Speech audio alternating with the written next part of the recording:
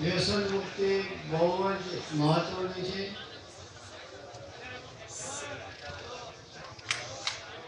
અમે ગણતરી કરી છે, વ્યસન મુક્તિથી 100 માણસ વ્યસન કરે 25 મરે છે, 100 વ્યસન કરે 70 બીમાર થાય છે। પૈસાની બરબાદી, ઘરની શાંતિની બરબાદી, ઇજ્જતની બરબાદી, ઘણી બરબાદીઓ છે। આનાથી આપણે બચવું જોઈએ અને એક માણસના જો આગળ વ્યસન મૂકે છે તો આ બધી બરબાદીઓથી બચે છે, ઘરમાં અશાંતિથી બચે છે। બધાએ હું તો બધાને એ કહીશ કે જે ઘણા ગામો આપણા ચાવાવાળાએ ઘણા પોતપોતાના ગામોમાં વ્યસન મુક્તિના પ્રોગ્રામ કર્યા છે। આજે લગભગ 75 થી વધુ કેટલા ગામો 83 ગામોમાં વ્યસન મુક્તિના પ્રોગ્રામો થયા છે। અલ્હમ્દુલિલ્લાહ મદીના શરીફમાં ગયા મને દિલમાં હતું કે વ્યસન મુક્તિ આપણે ત્યાં તો કરીએ છીએ, આ મુબારક જગ્યા છે, દિલમાં એક તમન્ના હતી કોઈને કઈ તો નહોતો શક્યો, પણ અલ્લાહના કરમથી ત્યાં પણ વ્યસન મુક્તિનો પ્રોગ્રામ થયો। સુબહાનલ્લાહ અલ્લાહ એવો સબબ બનાવ્યો મદીના અજમેર શરીફ થયો, કોડીના શરીફ થયો।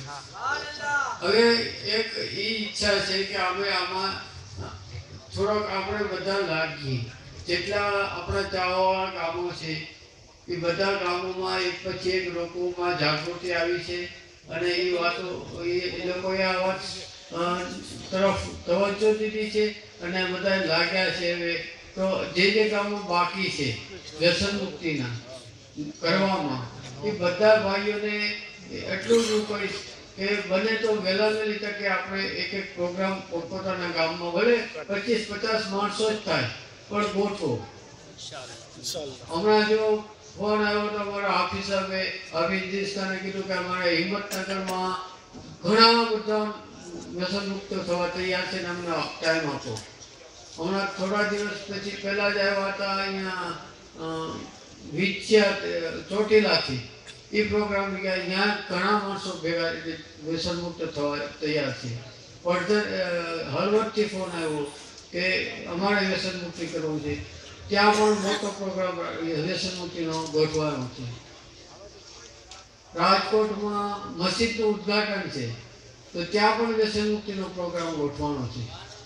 ગામે ગામ નાના નાના ગામોમાં થયા છે, એટલે જે ભાઈઓ અહીંયા આવ્યા છો જ્યાં નથી ત્યાં એ વધુ વ્યસન મુક્તિના પ્રોગ્રામ પોતપોતાના ગામમાં ભલે થોડા પણ જરૂર ગોઠવો। અને ગુજરાત ટુડેના જે પ્રતિનિધિ જ્યાં હોય એ પણ આપણો કેમકે એ શિક્ષણ પર સમાજના શિક્ષણમાં બહુ ધ્યાન આપે છે, શિક્ષણ માટે કરોડો રૂપિયા એને ખર્ચાય છે, લાવે છે, સંસ્થાઓને આપે છે અને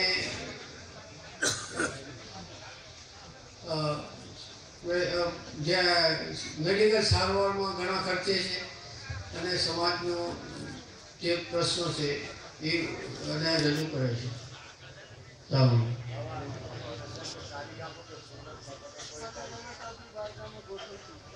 જો આ સુરતવાળા ઊભા થયા કે સુરતમાં અમારે વ્યસન મુક્તિ કરવી છે, સારું છે, દરરોજ સહી પડી છે ભાઈ।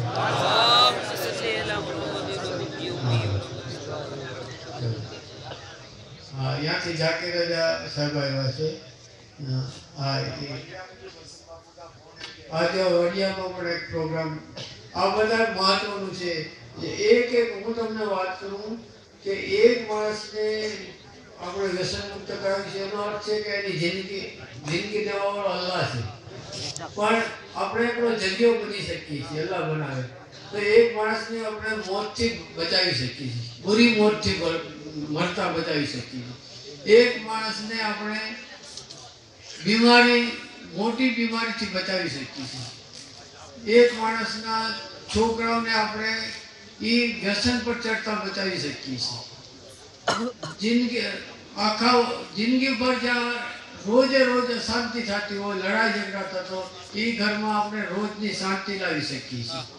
માણસ બેઇજ્જતીથી જીવતો હોય એને આપણે ઇજ્જત અપાવી શકીએ છીએ। બધા એને મા બાપને પાડોશને બધાને હેરાન કરતા એને હેરાનથી બચાવી શકીએ છીએ. અને